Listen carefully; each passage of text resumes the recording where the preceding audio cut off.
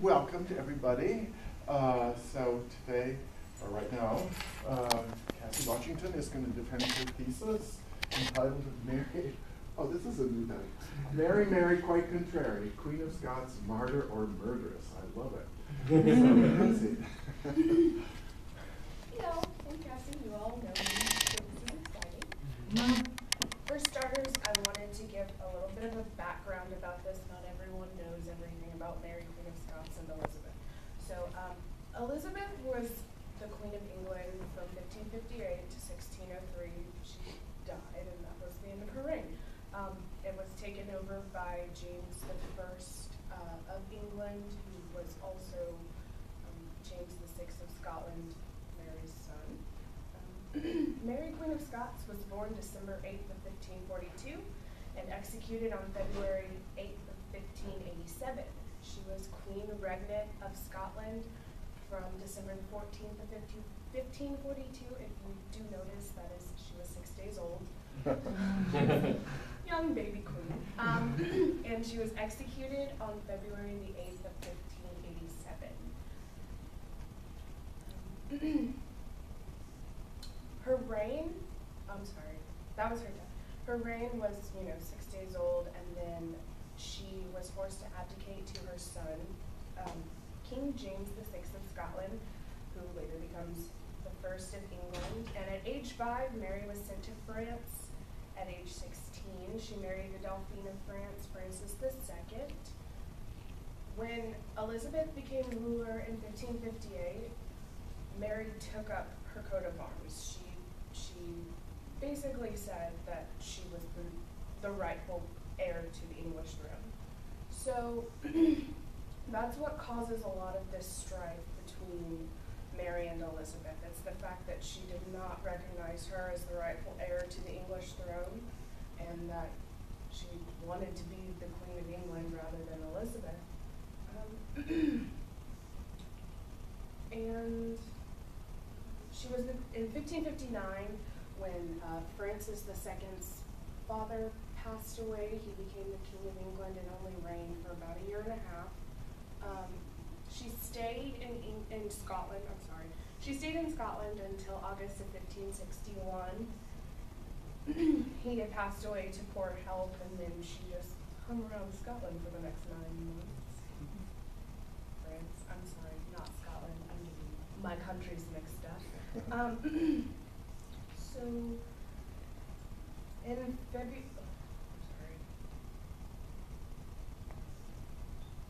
Okay, so she goes back to Scotland, and then in 1565, Mary meets Darnley.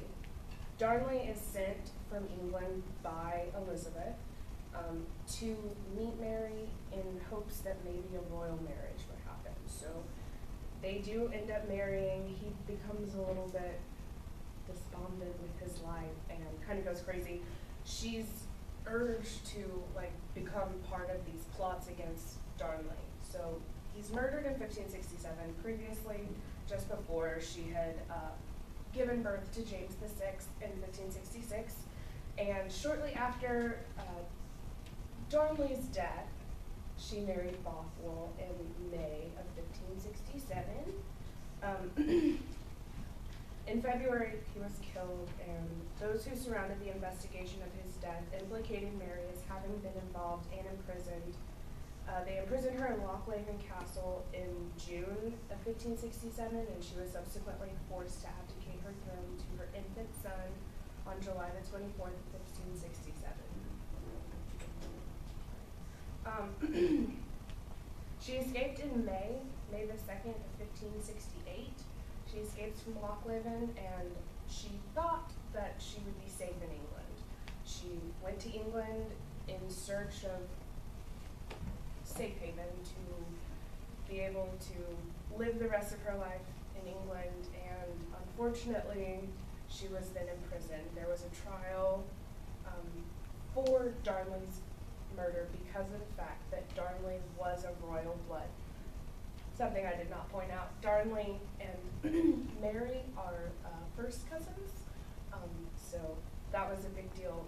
Elizabeth had to imprison her because of the fact that it was her royal blood. She felt the need to defend her royal blood, so that's why this trial took place. And later on, in August of 1586, the Babington plot came to light, and Mary was implicated as having been involved. She was convicted on October 25th of 1586 and beheaded on February 8th of 1587. So the three questions that I chose to focus on in this thesis were what is the true nature of the relationship between Mary and Elizabeth? I focus a lot on how Mary was treated by Elizabeth, because a lot of sources say that she was always disregarded by Elizabeth, that she was treated very poorly, and others seem to say that it was a positive relationship. So I kind of look at the differences between the two. My second question is, was Mary devoutly Catholic? Now, it kind of ties into the next one, because there's a question about whether or not Mary was a martyr. Well, if she was a martyr, then she would have had to have been devoutly Catholic. If she wasn't, then I don't think you can make her a martyr. So those are my three thesis questions that I tried to answer in my thesis. The methods which I used the most significant biographers of Mary and Elizabeth.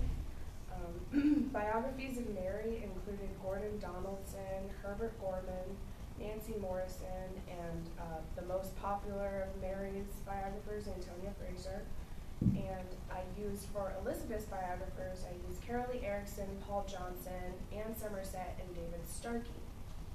In addition to these biographies, I also used the histories of England and selected histories of England and Scotland.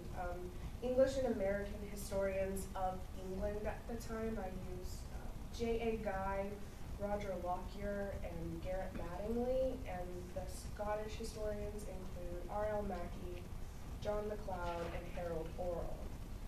In the analysis section of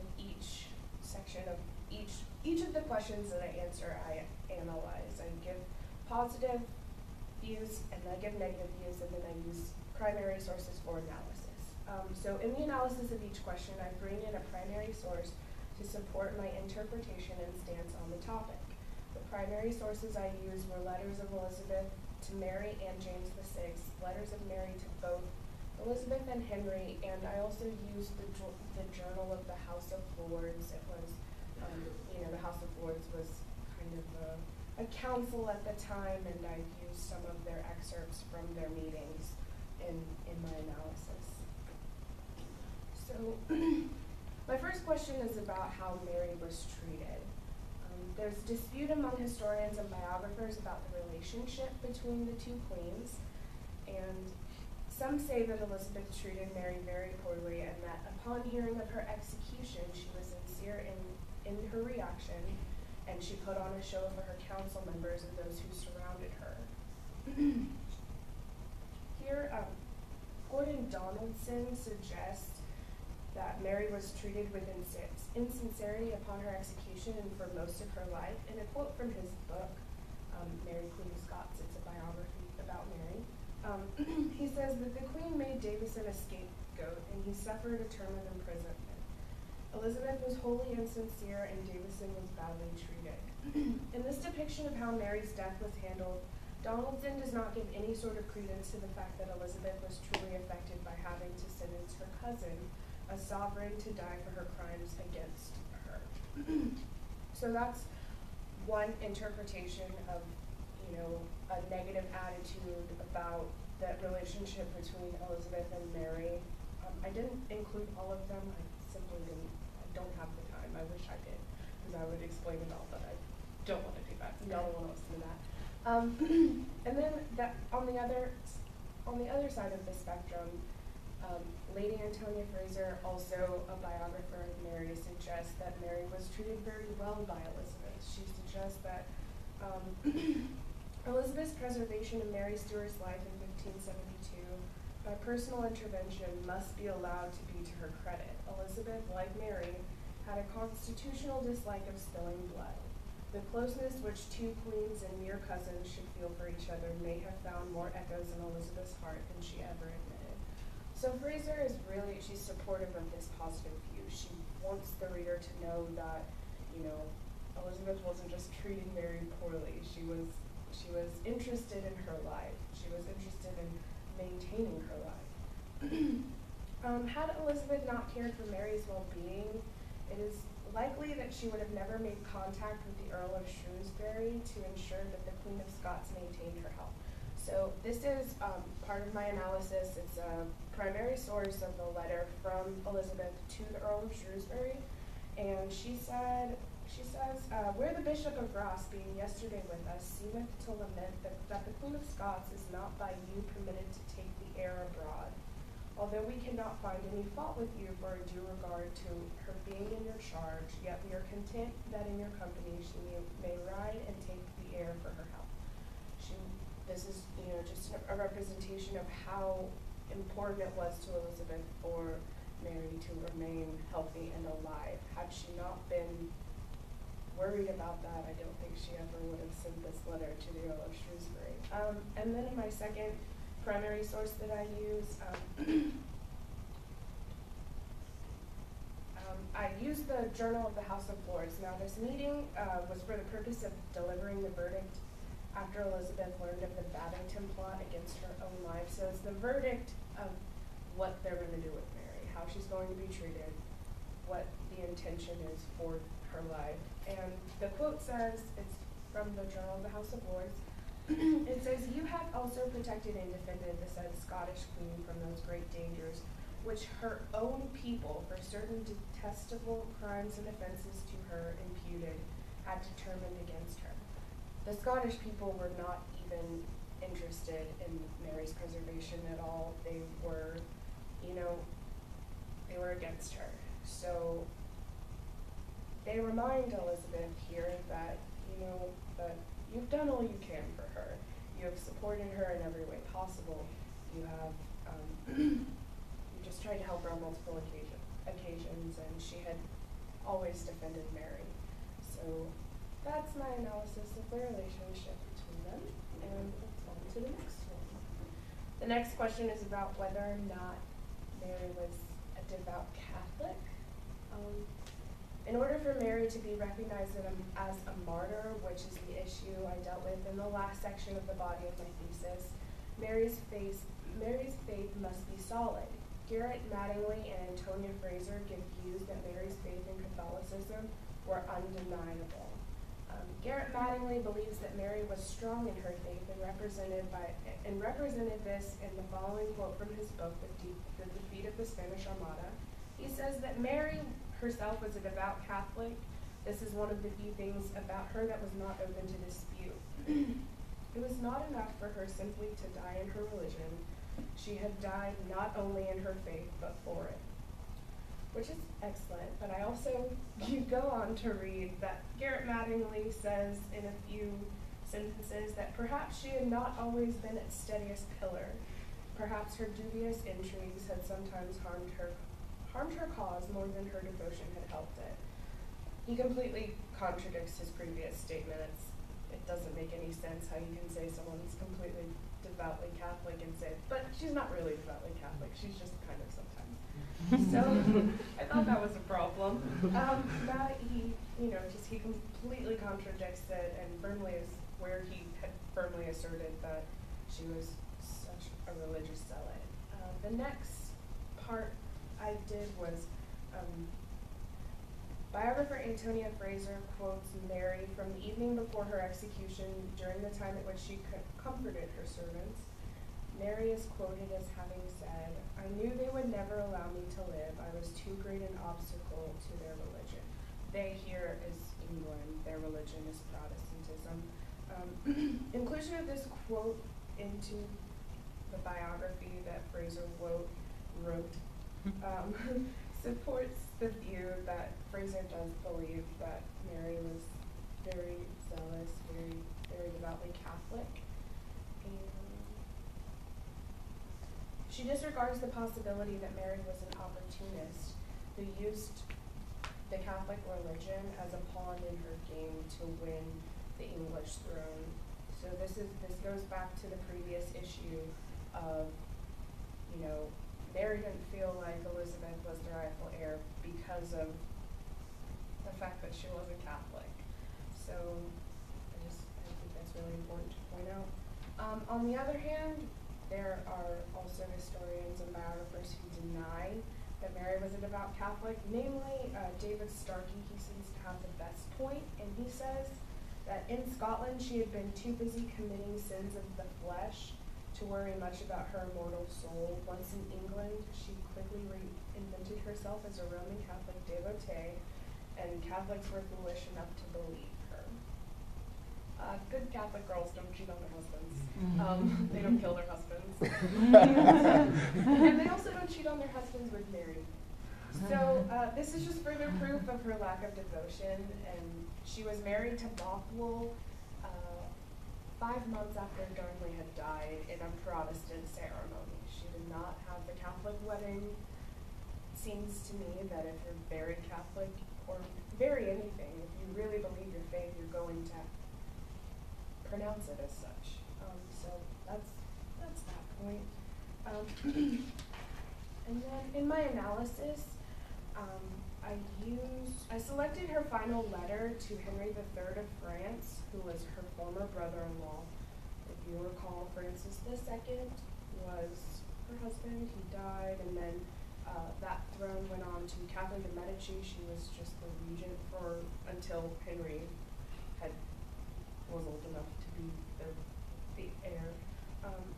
Written at 2 a.m., just hours before her execution on February the 8th of 1587, Mary presents an argument for why she believes she is being executed, and she says, "The assertion of my God-given right to the English crown is the issue on which I am condemned, and yet I am not allowed to say that it is for the Catholic religion that I die, but for interference with theirs." My reading of this is, had Mary been very devout in her faith, there would be no question of any sort of interference with another religion, nor would she deny the fact that she wouldn't say that she couldn't say that it was because she was Catholic. So kind of just rejection of that says to me that she's not so devout in her faith. And then the last issue which I focused on was she a martyr? That's the biggest problem between historians. A lot of people believe that she was, and a lot of people believe that she was not. But those who believe that she was a martyr on a fairly wide scale present the last few days and hours of her life in their proof that she was dying for the Catholic religion. One such historian, John MacLeod, paints a beautiful scene of Mary's execution. He says that Mary made no effort to beg for mercy. She had resigned herself to die the glorious death of Catholic martyrdom. And her last days and hours were geared to that end. She dressed for the block in deep rusty red, the color of Catholic martyrdom. She behaved with remarkable serenity and dignity, pardoning her executioner and consoling her ladies. But was this just an act? It's impossible to doubt that Mary chose to wear the crimson dress for the purpose of furthering her claims to martyrdom. To be positive that everyone would see her in her last minutes of life as the true symbol of Catholic martyrdom was incredibly important to Mary. The historians that do support this claim that she was a martyr, they often use the last few days. They often don't use the range. They just focus on the last few minutes. And to me, it seems as though there would be recurring instances throughout the life of someone that would prove this claim. Gordon Donaldson, her biographer, is completely against this, which I felt was really interesting for someone who had spent his life, or a lot of his time, focusing on her to completely refute this is really, really interesting. To those who deny that she could have been considered a martyr, they take her whole life into account, pointing out the multiple plots in which Mary was involved, and they don't focus just on her last moments. In Gordon Donaldson's biography, he says that a review of Mary's career with its record of political acumen, tolerance for other religions, expediency, and opportunism make it impossible to regard her as a martyr. for a cause which in fact she adopted wholeheartedly when all else had failed. Again, this goes but further that Mary could never be considered a martyr. The zeal for her religion was not there, and Mary was no sort of hero.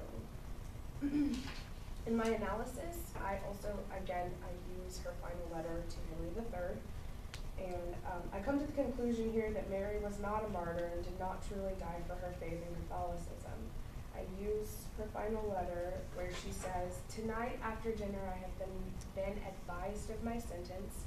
I am to be executed like a criminal at 8 in the morning. I have not had time to give a full account of everything that has happened, but you will learn the truth, and how thanks be to God I scorn death." To scorn death, based on my reading, this is just me, is to hold contempt for it. From the Merriam-Webster dictionary, to scorn means to openly dislike or disrespect something or someone. To say that she scorned death, I find to have a negative connotation.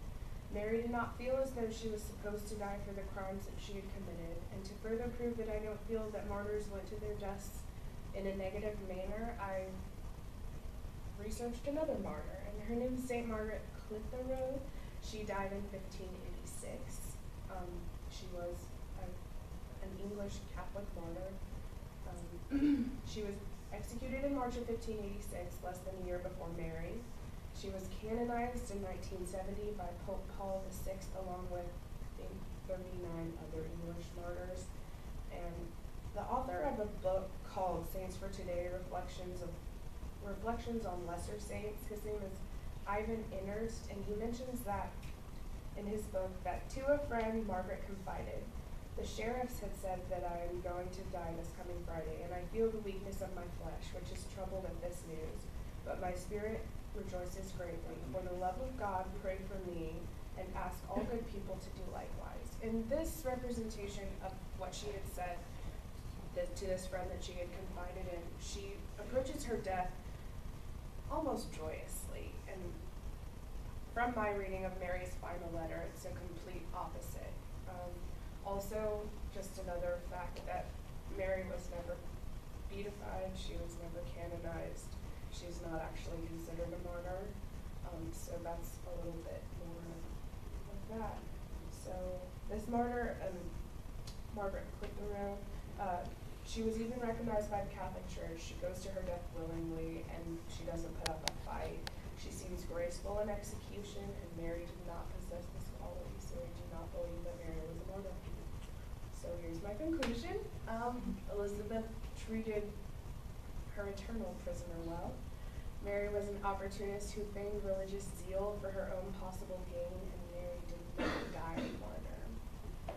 And that's about it. And I have, oh no, well, they were much shorter. It looks like that. I don't know what's happened. Well, thank you.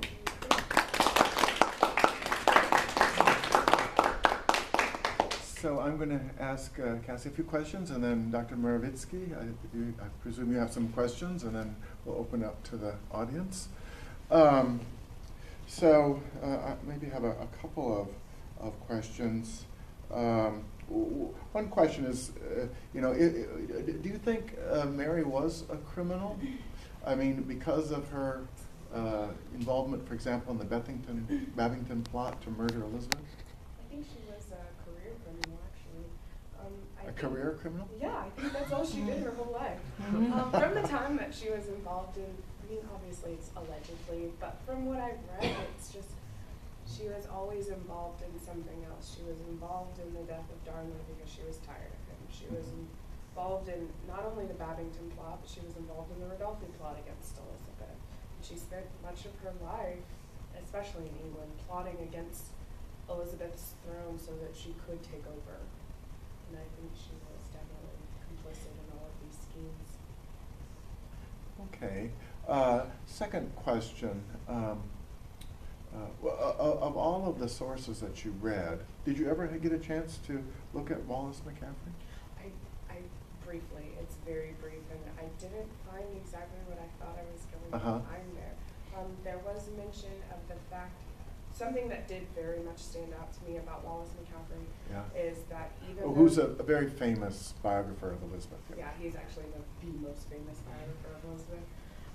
But what did stand out to me is that even though, you know, I claim that she had taken up Catholicism as an opportunist, but what McCaffrey says, he kind of expounds upon that and says that even though she had taken this on, like, the fervor for Catholic overthrowings and plots just wasn't present, and even had they, you know, advanced in their plot, it probably there wasn't enough support for the plots. So I thought that was very interesting. Okay. Maybe a final question, at least for a moment, and then I'll ask Alexei. You disagree with Garrett Mattingly and some others about the sincerity of her faith. I wonder if that question, though, is more complicated than perhaps you're giving justice. Mary was a great sinner, especially she was involved in the murder of her own husband. But cannot great sinners also be highly religious people? Sometimes I would say that great sinners need religion more than other people. I think absolutely they can be religious. I don't think that she ever showed that. I was reading a description of what makes a martyr. It's a heroic act. It is a display of a testimony of the religion, and that's not evident anywhere. It's not present, and so that leads me to believe that she was not devoutly Catholic. I believe that she was Catholic, but also, you know, she had flirted with Anglicanism.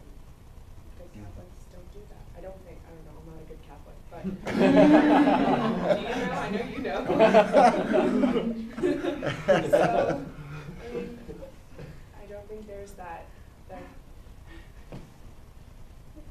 in a situation where someone is very devout, I don't think there's that, you know, possible exchange of those other ideas. I do understand, however, you know, that she was a great sinner and she did need religion. I do understand what you're saying, but I don't think so. I disagree. Okay. Alexei? Excuse me. I have a few questions. I would like to focus on history. Okay. What was impact on the development of the history of Great Britain, the relationship between Elizabeth and Mary? I think the impact is We're talking about like a very private story, relationship. right. But what was the impact on the history? I think in a couple of ways. I think that Elizabeth, the fact that she had maintained her throne throughout, you know, all of these plots against it, and basically according to the Catholics, Elizabeth was not the heir to the throne. So for the fact that she had maintained her throne, I think that's a huge impact. I think the fact that she was able to overcome all of these objections against her, Elizabeth. The people of Scotland didn't support her. Elizabeth? They didn't support Mary. No, they didn't. Well, what did she want? What did Mary want? Yeah. She wanted to be the Queen of England. But nobody wanted her. No, but so, I mean. Not the people of Scotland, not the people of England. Yeah, she was pretty unpopular. Really unfortunate. Well, some people wanted her. There were Catholics in England. I'm talking about segments of population, not about just several noblemen who wanted her. But the people of Scotland or other groups. And Dr. Morvinsky and I had a very interesting discussion the other day. We discussed the fact that, you know, Mary was treated well by Elizabeth, but in the end it kind of didn't matter. She was executed after all. And so what does that imply? Well, I can understand that it could imply that Elizabeth's rule was not absolute, and I mean, the fact that she was being so heavily influenced by her council members and heavily influenced, you know, by other people, like there's just kind of the idea that maybe she wasn't as powerful as she could have been. Because I don't know, there was always someone talking in her ear. There was always someone saying that, you know, you have to do this, you have to do this. And so there's a lot of implications, but ultimately I believe that she, having maintained her rule, I think that England was safe from Crazy Mary. She was nuts. I have another question. Okay. Also related to history. Listening to what you said, she was unsuccessful as a political figure. And it's not seen that many people wanted her. Why she attracts so much attention from contemporary historians? Why she is still interested as a historic figure? She was scandalous. We're always Well, attracted. not all scandalists are popular. Why is she popular? Well, for research. Probably. For writing biography. I think it's partially the fact that she was surrounded in scandal always. Secondly, I do believe that the fact that, you know, Elizabeth was she is one of the most popular female kings. Mary Tudor doesn't get quite as much recognition. I'm not saying that she is not recognized, but I do believe that Elizabeth is more popular, so people tend to go for more popular subjects. And I also believe that there was just so much about Mary. It wasn't just one thing. It was she killed her husband, and then she fought against Elizabeth all the time, and she did this, and she did that, and it was kind of a multitude of things all piled on top of each other that I think it makes her an interesting thing to think about.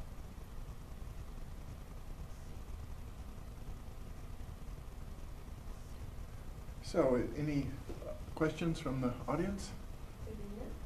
What was the most challenging part of doing this thesis? Writing it?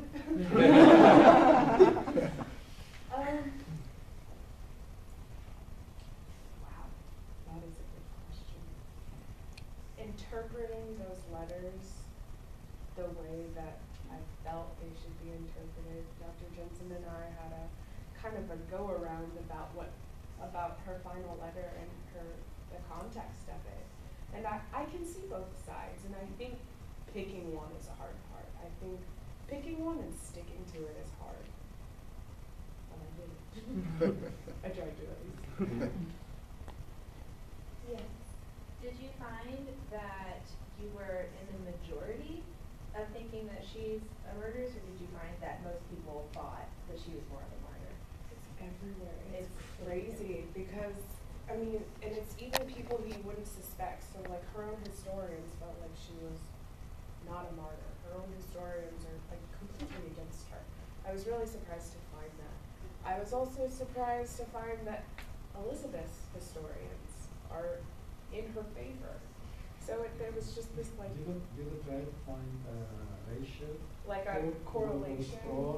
I really think it's like 50-50.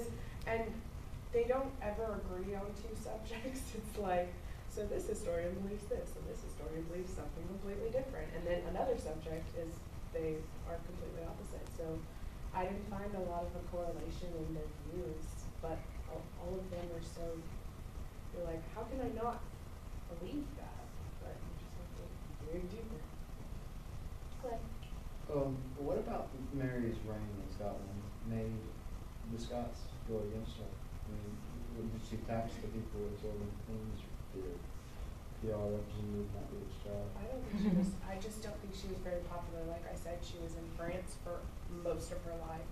When she got back, she only really reigned there for maybe 6 or 7 years. I don't think she had the time to make her mark and make herself popular among the Scottish people. I think that was really it. I don't think it was about policy. I don't think it was about the things that she did or said. I just think that. Also the fact that they were a Protestant nation and she was a Catholic, that could have been part of it, possibly. I think that was a very big part of it. Yeah. You know, there's a very strong Protestant movement in Scotland, and you know, Mary wasn't, and so that was a big difficulty. It's been said too. Well, I don't know. Do you want to talk about the nature of Scotland at this time as a state? I don't know if you investigated. It was like the Wild Wild West. There were a bunch of Scottish barons and nobles, and it was practically an ungovernable country. So Mary had her tasks set out for her, and she didn't have. Well, what would you say Mary had any political skills? I mean, we all admire Elizabeth had, you know, beaucoup political skills. What about Mary's political skills? I think she was trained to be part of the court. I think she was trained to be in the head of her education. her education. I mean, she was formally educated like most of the other queens, you know, in Latin. She spoke French, Latin, I believe also Greek. It was a pretty standard education for the monarchs. I don't think it differed very much between Mary and Elizabeth. But also I do believe that Elizabeth had the upper hand with political things. I think that she was taught from the beginning more how to deal in a political situation, and I think the fact that Mary was in France and she was only the queen regnant, or queen consort, I'm sorry. She was not the reigning, she didn't do anything, she was a figurehead. So I think that her skills were in people pleasing. She was pretty, she wore pretty clothes, she was very discernible in a crowd of people, she was very tall. But I don't think that they taught her the political things she needed to know to be a queen. Another question. Was it important to execute them? Could they, Elizabeth, keep prisoner? I don't think so. I don't think they could anymore. I think after plot after plot after plot, it was just time to do away with her. She didn't need to be there anymore. She was threatening Elizabeth's throne, and she had kept her in captivity. Elizabeth had kept Mary in captivity for 19 years, and she had never, after showing all this, you know, she did keep her by her, I mean, she was surrounded by servants. I don't think that Elizabeth felt that she could treat Mary as anything less than a queen. And so to have left her by herself, I don't think Elizabeth would have felt right about. But I don't think that she could have continued living in England. I think she was. Did she leave any writings except for letters? There is a collection of writings that were found after Darnley was murdered. It's called the Casket Letters. There's also a compilation of other letters that the Casket Letters are not part of, but Casket Letters are highly controversial. It's kind of suggested that I think it's 22 documents, and it was either not written by Mary or things were taken out of context and then placed into, you know, other excerpts to make the case against her in Darnley's murder. So they've not been proven that they were hers, but there are also other letters. There are letters to Elizabeth, letters to Henry III, letters to Catherine de Medici, her son.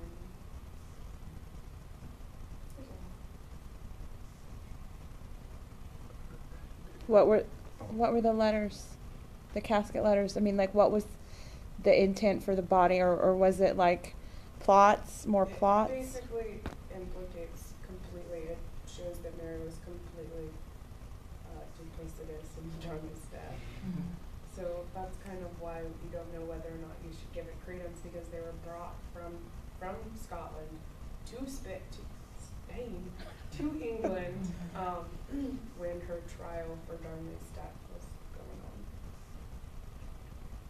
So do you have opinion about whether she was involved, implicated in Darnley's death or not? I don't see how she could have been. There was a suggestion that he had become really violent against her. He had become a drunk within like a very short time period.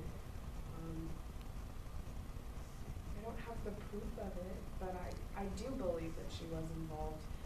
And had she not been, I think she would have been more successful in not being imprisoned in Scotland. I think that there would have been more that they could have done for her to either, regain her throne or to be able to go somewhere else and not be imprisoned.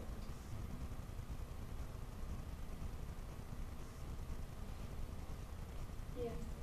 Is there a primary source document that details what happened at her execution? You said earlier that she did not go to Grace because of the letter about her scorn for death.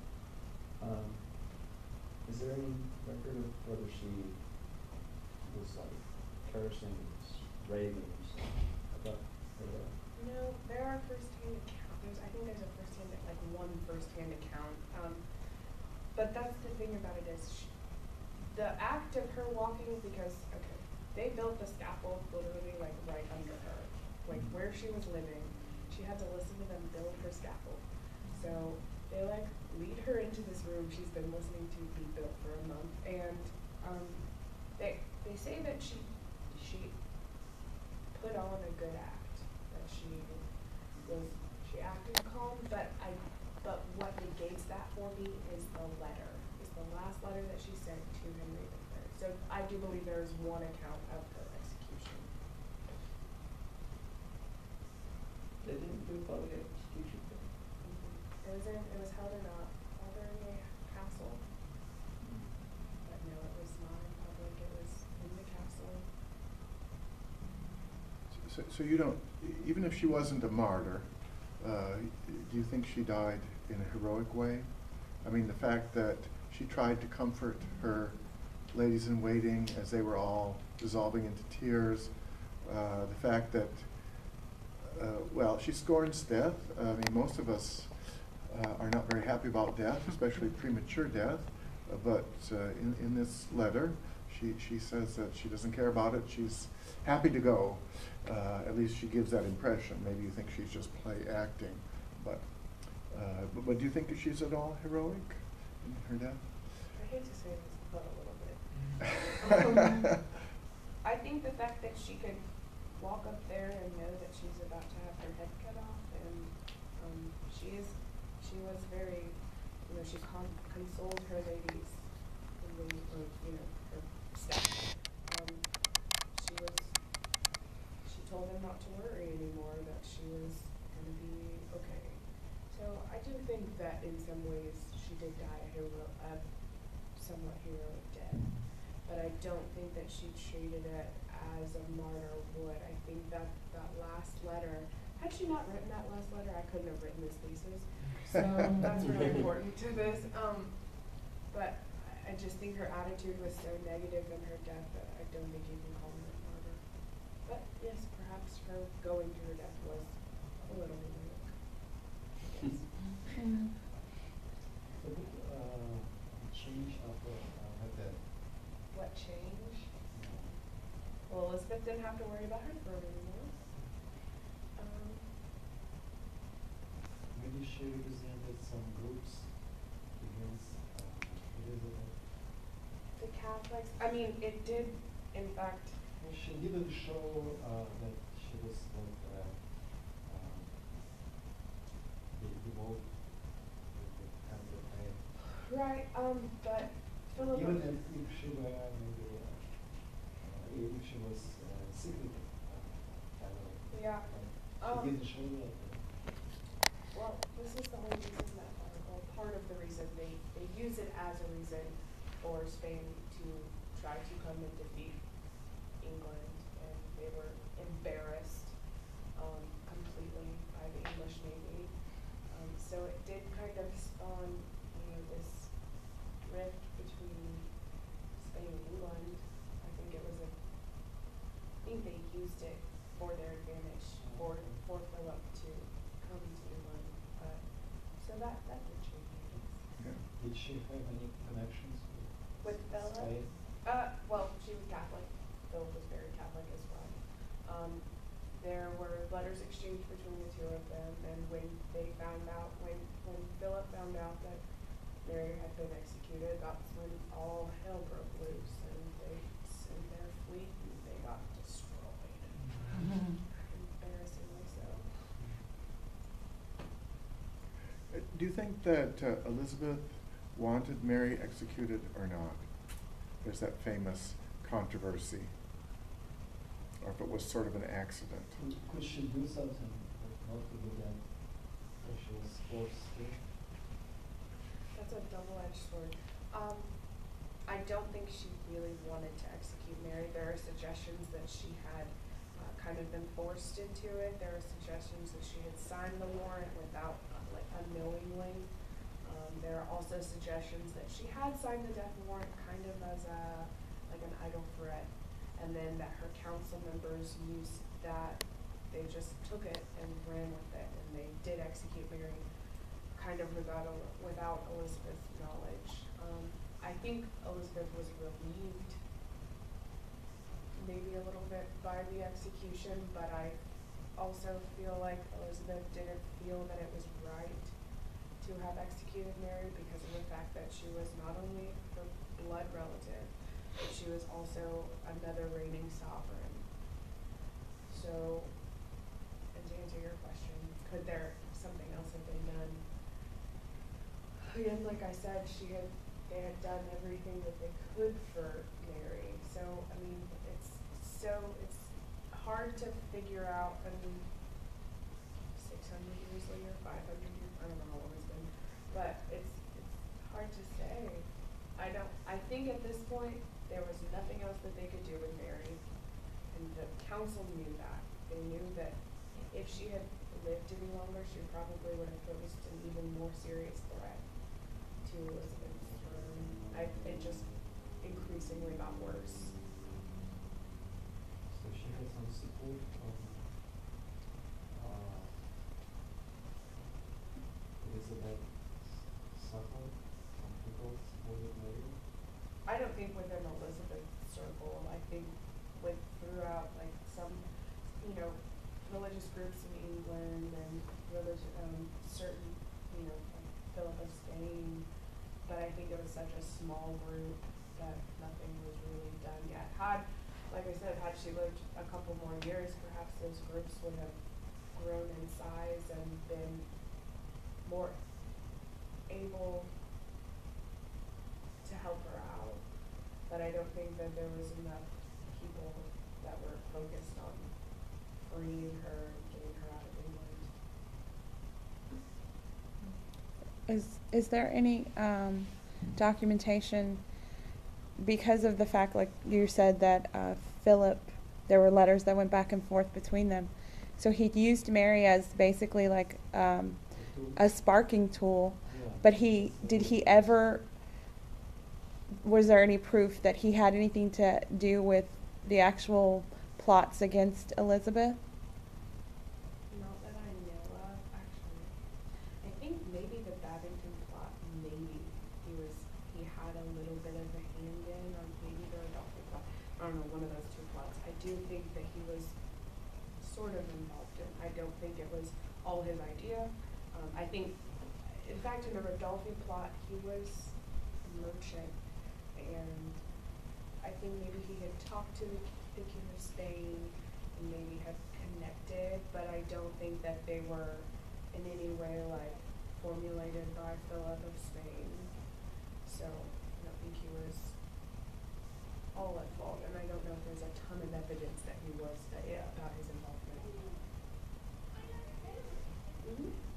Was all of her, she married 3 times, were all of her marriages rocky, like the one with, what's his face? The guy that she is Yes. suspected to kill?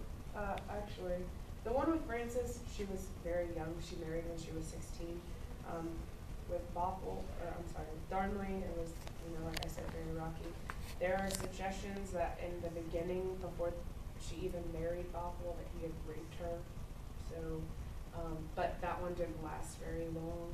but I think had it lasted longer, well, they were technically married until he died in, I think, 1578, but, you know, that was the longest real relationship, I guess, that she had, so. Did she have any extramarital liaisons? It's allegedly she did with Bothwell before Darnley was killed. And Bothwell, I don't know if I said this, but he was also implicated in Darnley's murder, so. And maybe even more explicitly than she was. Yeah, as the one who actually had murdered Darnley, not just been involved in a plot against Darnley. Are there any more questions? Okay, well, thank you very much.